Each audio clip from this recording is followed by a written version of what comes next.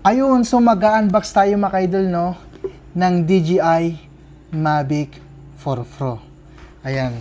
Alam nyo ba kung gaano kabigat ito mga idol? 5.2 kilos. Ayan, itong box na buo na to. Grabing bigat nito. Ayan, so yan box na natin mga idol. Ito po yung pinaka-seal niya. Ayan, pero hindi ko sisirain yan. Gamitan ko lang ng cutter para mas malinis. Ayun. Ayan. So, bubuksan na natin. Tapos dito, ayan. Para hindi masira yung yung plastic niya. Ayan. So, ito lang yung itataas natin. Grabe. Ang bigat nito. Ayan.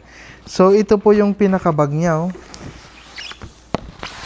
Grabe, ang bigat talaga. Ayan, so wala nang laman, oh. Ayan. Ayan, so ngayon, ayan na. Ito na po yung pinaka-exciting na part mga idol, no? Ayan, itong DJI Mavic 4 Pro, yung bubuksan natin. Ayan, so itong bag po pala niya mga idol, parang Air 3S, Air 3 lang din yung design niya, pero mas malaki lang ito. So pagbukas natin dito mga idol, no? So makikita natin dito mga propeller. Ayan, propeller. Bale, 2 sets po niyan. At syempre, ito po yung mga niya. Batteries, 3 battery. Ayan. And then remote. Ayan, ito po yung pinaka-remote niya na RC2 Pro. Ayan, ito na po yung latest ngayon na remote. And then, ito yung aircraft. Grabing laki naman ito mga idol. Ayan, ito po yung aircraft po niya. At syempre, ito na po yung mga charger niya. Cable.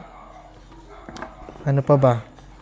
Mga accessories. Ano ba mga ito? Ang dami, oh. Ang dami niyang freebies.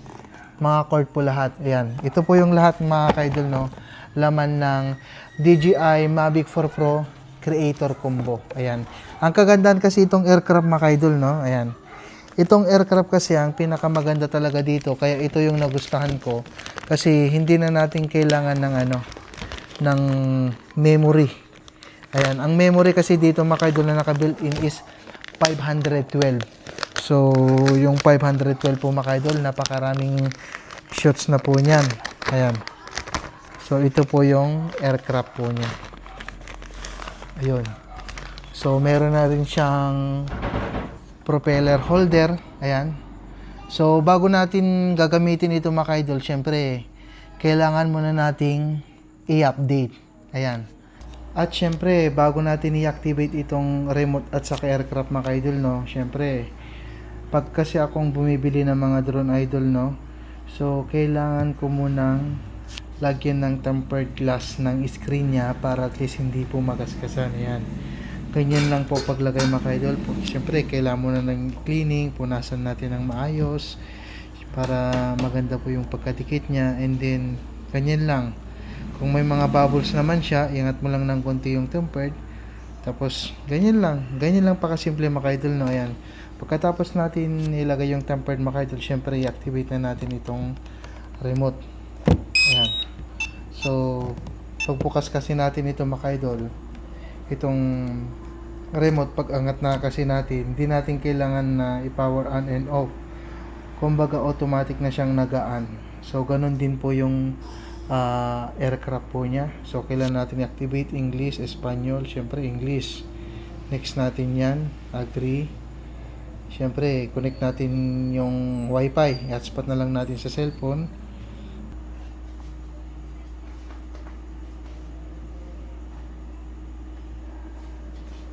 Yun, ganun lang. So, start na natin.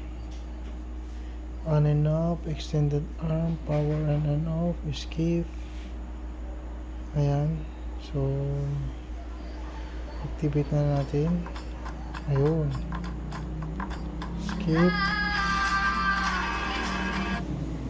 DJI device info. Hardware. Authorize all. Join. Commentator next. Next. Okay. Connect aircraft. Okay. Update now. Yun. So, medyo matagal-tagal ito mga idol, no? Ayan.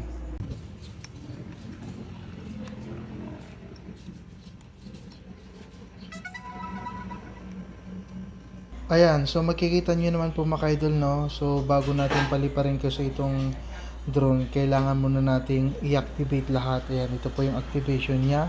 So, kakatapos lang natin kanina mga idol na inactivate itong remote control RC2 Pro. At syempre, ito naman yung i-activate natin, itong aircraft po niya.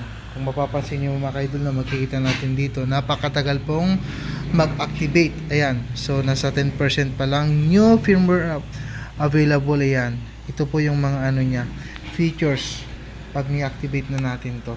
Ayan.